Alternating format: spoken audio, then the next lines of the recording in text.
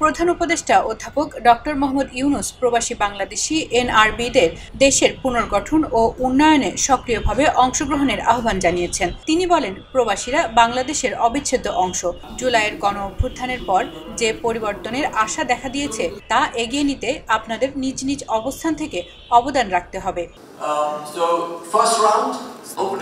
New ইয়র্কের স্থানীয় সময় শনিবার NRB connect day empowering globe Bangladeshi শীর্ষক আয়োজনে তিনি বলেন, এখন আর গ্যালারিতে বসে খেলা দেখার সময় নয়, সময় এসেছে মাঠে নেমে খেলার। কোন জিনিস আর নতুন বাংলাদেশে যাতে প্রবেশ করতে না পারে সেই ব্যবস্থা, সেটি আমাদের সবার।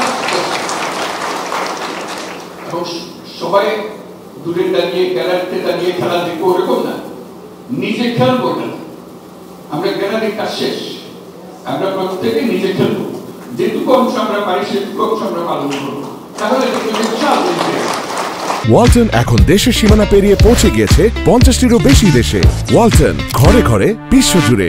অনুষ্ঠানে প্রধান উপদেষ্টার সফর সঙ্গে রাজনৈতিক নেতারা উপস্থিত ছিলেন। জাতিসংঘ সফরে অংশ নেয় তিনি তাদের প্রতি কৃতজ্ঞতা প্রকাশ করেন। জাতিসংঘে যেখানে যাচ্ছে সবাই অবাক হচ্ছে, আমি যখনই শুনছেন যারা রাজনৈতিক দলের নেতারা সঙ্গে এসছেন এবং সকল দলের নেতৃবৃন্দ এখানে এসছেন। এটার পেছনে একটা মানুষকে একটা ভবিষ্যৎ সম্বন্ধে একটা ধারণা দেয়, সেই ধারণাটা সাংঘাতিক আত্মবিশ্বাসী করে আমাদেরকে। সেই আত্মবিশ্বাস নিয়ে আমরা আজকে নিউ ইয়র্ক শহরে আসলাম, জাতিসংঘে আসলাম, আমরা সাংঘাতিক আত্মবিশ্বাসী হয়ে ফিরে গেলাম। আপনারা সবাই সেই আত্মবিশ্বাসী অংশগ্রহণ করেন।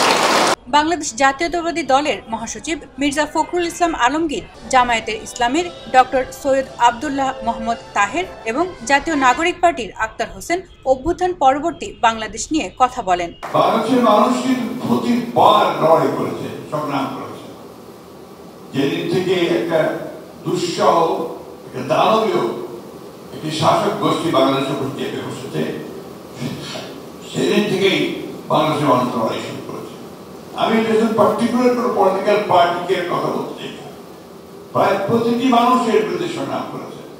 যেমন করেছে আপনার সেই তেঁতুলিয়ার গ্রামের মানুষ, আপনারা এইখানে এই প্রবাস এই অভ্যুত্থানের মধ্য দিয়ে আমাদের প্রবাসী ভাইদের জন্য আমরা বেশি কিছু করতে পারিনি, কিন্তু আমরা এনসিপির তরফ থেকে প্রবাসীদের ভোটাধিকারের জন্য জোরালো পদক্ষেপ নিয়েছি।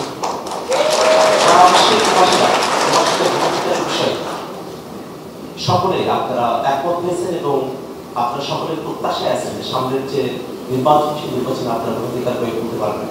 এবং আপনাদের কাছে প্রত্যাশা, বাংলাদেশের মানুষেরা যে নতুন নেতৃত্ব, বাংলাদেশের মানুষ যে নতুন বাংলাদেশ পছন্দ করে, সেই বাংলাদেশ বিনির্মাণে আপনারা নতুন নেতৃত্ব খুঁজে দিতে আপনারা অগ্রণী ভূমিকা পালন করবেন।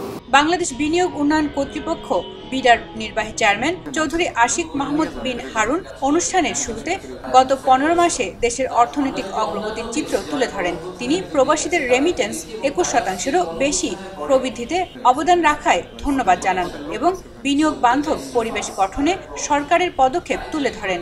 আমাদের যে চ্যালেঞ্জগুলো ছিল সেগুলোকে আমরা এখন পর্যন্ত মনে হচ্ছে আমরা মোটামুটি ওয়েদার করতে পেরেছি, নেভিগেট করতে পেরেছি। এ সময় তিনি প্রবাসীদের অব্যাহত সহায়তা কামনার পাশাপাশি আগামী বছরের ফেব্রুয়ারিতে অনুষ্ঠেয় সাধারণ নির্বাচনে তাদের ভোটাধিকার প্রয়োগের পদ্ধতি ব্যাখ্যা করেন।